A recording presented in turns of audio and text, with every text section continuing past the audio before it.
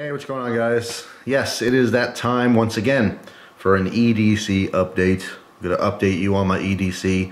What the heck's an EDC? Well, you should probably know by now, but just in case, it means everyday carry. And it doesn't completely apply to me because I don't carry every single thing here every single day. I do carry stuff every day, that's why I call it EDC, but you guys know I'm constantly changing things to try new products and try to get reviews done for you guys. Plus just to be exposed to different types of things to see what I like and what I don't like. So first thing, let me get the somewhat boring stuff out of the way, or at least repetitive stuff that you've seen before. Big skinny wallet, very cool still. In the wallet I'm still carrying that micro, if I can get out here, that little micro lockpick set. Still very usable. I don't use it all the time, but I have it in there in case I do need to pick a small lock. Also something random, but I'm taking Christina through the process of going and getting her basic pistol course. It's an NRA course. I'm doing it through my friend Harry. Harry is an awesome guy, very good friend, and he is an instructor, an NRA instructor, and he teaches this class. And Christina lives in Connecticut, and Connecticut is ridiculous with the gun law stuff, and she wants to get her concealed carry permit. And the first thing you have to have the basic pistol course credentials before you even go to apply. So, you know, I'm going through the process of getting her that. And anyway, I mentioned this because last time I saw Harry for the class, he had given me one of these, which is very cool. Cobalt, just a multi-tool thing, bottle opener, a couple wrench sizes and stuff. But nice rigid piece of metal. I suppose if you want to, you know, you could sharpen the side, make a credit card knife, but completely unnecessary. Little flathead screwdriver on the corner, but really nice. And I wanted to personally thank him in this video for that. And he gave one to Christina too. So very cool of him. Keep that in the wallets. What else? Yeah, so the wallet's there. It's kind of boring, same old stuff. Speaking of same old stuff, rocking the same flashlight here, the Tide 2.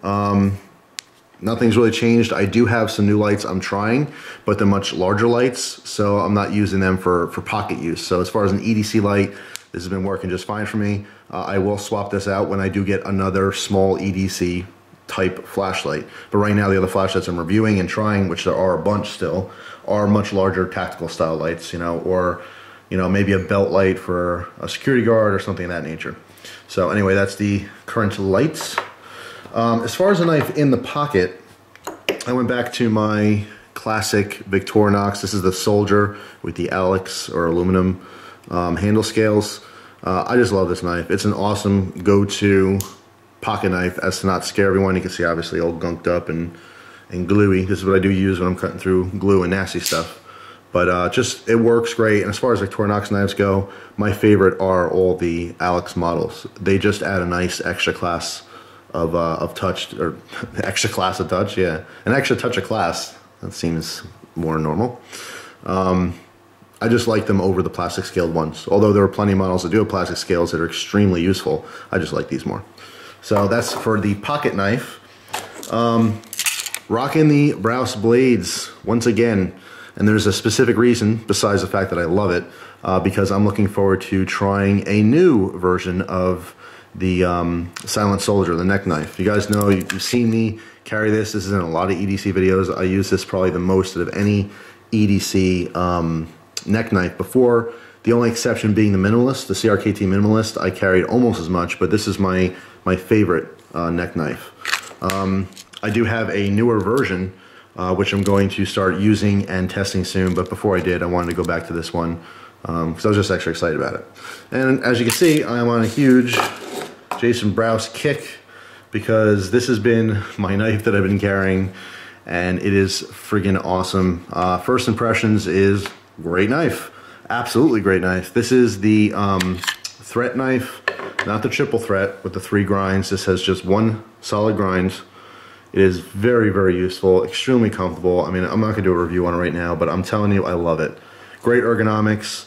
This is a very, I would consider it light jimping. And what I mean by that is that it's rounded, it's not aggressive, it just adds such a nice feel to the knife. I'm not, and I've talked about this a million times, but I'm not worried about my thumb being super grippy. You know, I don't want it to rip up the skin off my thumb, all right? I just want to basically hold the knife. But it just adds a really nice feel, the fact that he followed all the way down the spine here. Thicker stock with skinnier or thinner scales. This seems to be the theme And you're going to see another video very soon on this particular knife, which we'll talk about. And once again, we have a super thick knife stock with thin scales. I'm seeing this happen with a lot of different knife companies, or particularly knife makers, and I like it. I absolutely do like it. Thicker, sturdier knife, right? It's going to depend on what you're using your knife for. Sometimes you want a thinner stock, so you do have a leaner edge, but of course, you know, grinds and geometry, that's going to all change things up. But I'm into it. I'm into thinner scales and more knife, basically. So this has been fantastic. I've been carrying this in addition to my Glock 36, and you can see I have a new holster here, which I'm also going to review in the future. But I specifically went to this holster because it's a very slimline, basic fold-over Kydex. And I needed that because I cannot carry this knife on my right side, because this is basically at my 3 o'clock position, okay, the knife. In this holster, which has worked beautifully for me. Nice little thumb ramp on there. The fit is perfect, the tension's perfect. Tech lock on here, which works beautifully with the lock. I like the little lock for the tech lock. I don't know if you've seen these. A lot of you guys in the knife community in general know all about tech locks already, but the older models didn't have this this little locking piece. So once it basically locks down, you have a separate piece of plastic that prevents this from squeezing and unlocking. But very cool. Jason had these, you know, custom done for his knives, which is another little, you know, kind of another touch of class, if you will. But anyway, I just love this knife. You will see a full review on this knife in the future. But the only way for me to carry a fixed blade on my side, which I'm going to test some other ones in the future as well, but to have the gun, which would be more in a 4 or 5 o'clock position on my right side, I have to use a very small holster. Because I have a couple other holsters which I really, really like, but they're very wide holsters, so they carry the weight more evenly. But it just does not work. I can't carry you know, a fixed blade on my side and a gun. I'm not a police officer. You know, despite what I show in my EDC videos, I don't need a whole police belt, you know, with everything carrying off there. A lot of times I'll utilize the pockets the best I can so I don't have stuff on my waist. I don't want things sticking out, being bulky when I sit down, rubbing on things, you know, things of that nature. But this new holster has been fantastic. And I got another holster from the same person, and you will see a separate video in the future showing a demo on these. But they're very simple Kydex holsters, just a fold-over design with the belt loop. Very, very minimalist design.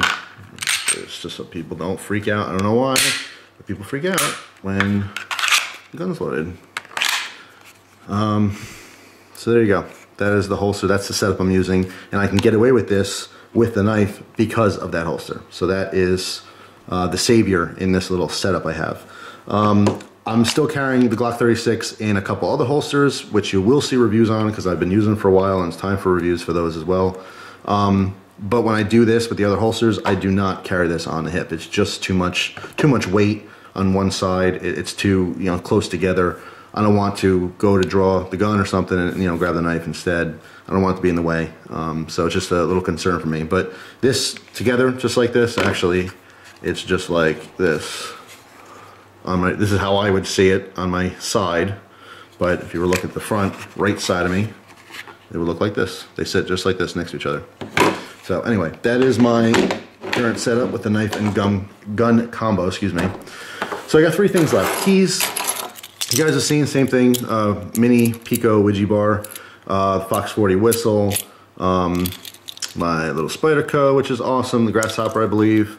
But the newest thing I have on my keys, which serves no function at all, but I happen to find it. I was looking through a couple of my old magazines and stuff like that, and I keep stuff from who knows when. I have stuff I should get rid of. I have knife catalogs for reference, and I probably have 200 pounds worth of catalogs that I really don't go and reference through. So I just have to get rid of them at some point.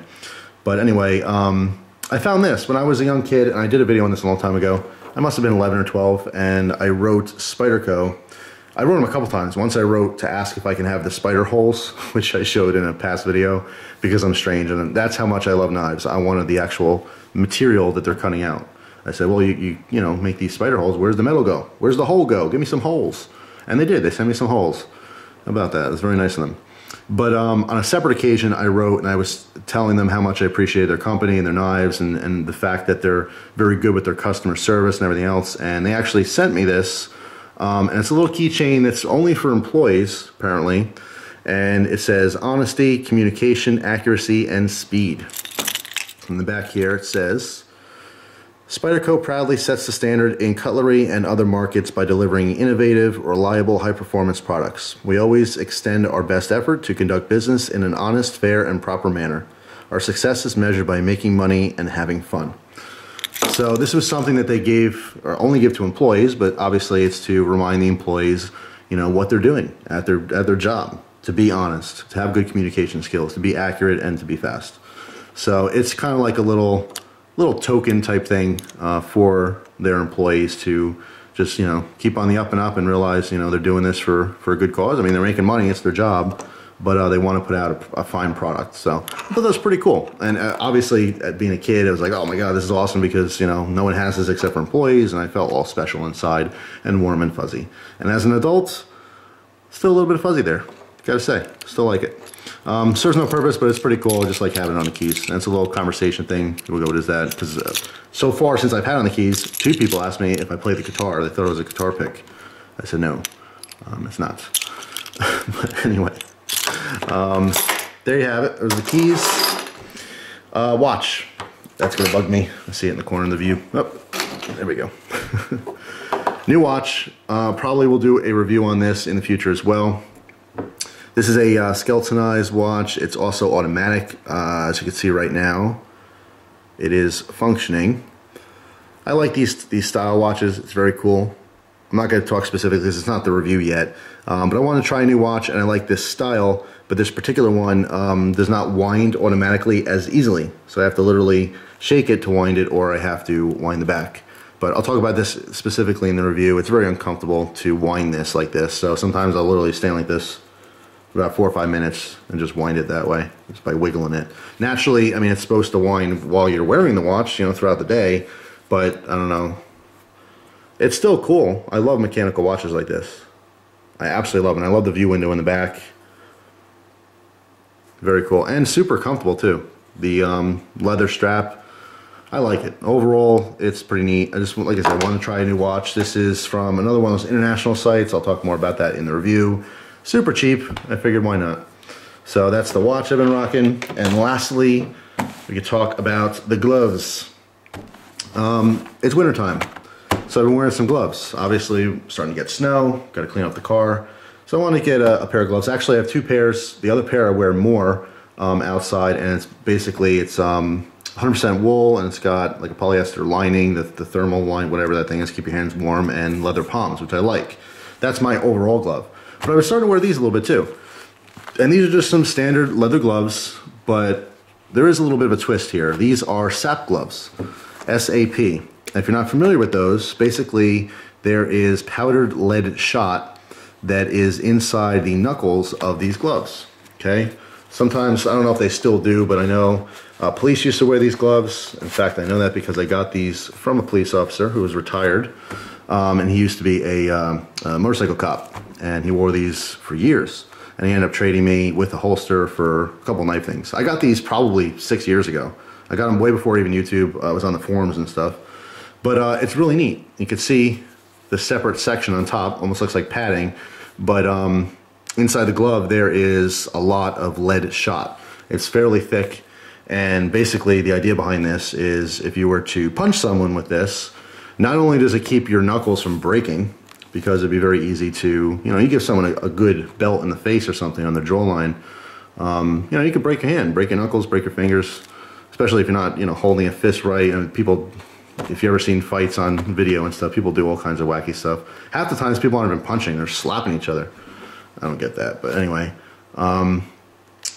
This definitely has a lot more impact. If you were to hit someone with this, you can easily knock them out. You have to be extremely cautious of this because you could kill someone. When this powder compresses, it's literally like hitting someone with a lead bar. Very similar to like billy clubs and stuff you'll see in mafia movies. You know, they have the little club and they'll whack someone in the back of the neck and it knocks them out. It's the same thing. It is not something to take lightly, not something to mess around with. But since it is winter, I figure it's a good glove to use in general. It's nice quality leather.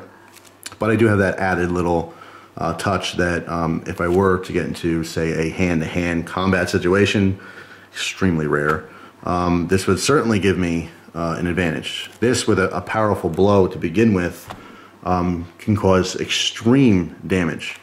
So it's kind of, I don't really know 100% on it. Obviously, if I were really to use this to defend myself, this would certainly be an issue in the court of law, and it would come into question, and the defense would certainly say, why you have that? Are you looking for a fight? You know, blah, blah, blah. So there's some legal ramifications of having something like this. I think it's pretty cool. Kind of a novelty, but it's definitely functional. I just don't know of a situation where I would actually use it, but it's, you know, like the gun, like the knife, like everything else, you know what, if I feel like my life's in danger, I will certainly do what I have to do and worry about repercussions later. I'd love the saying, my grandfather used it, a lot of people have used it, but much rather be judged by 12 than carried by 6. So anyway, that is my EDC. Definitely new knives, watches, holster. We'll see holster reviews in the future. That's it. You can see that's pretty black, except for the little green light. So a whole lot of black stuff. Tactical EDC going on here. So that's all. You will definitely see more EDC videos as time goes on. People ask me to do them even more frequently than I do now, and believe it or not, for every 2 EDCs you see, 2 EDC style videos, I probably could have done 5 or 6 because I'm constantly changing things.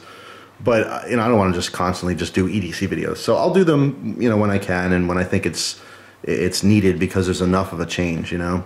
But I do know people like these types of videos, as do I. It gives me ideas watching other people's EDC videos. You may be exposed to a product or a type of product that you may want to carry for yourself. So that's all. Hopefully you guys enjoyed the video. Thanks for your time as always, and I hope you guys have a great day.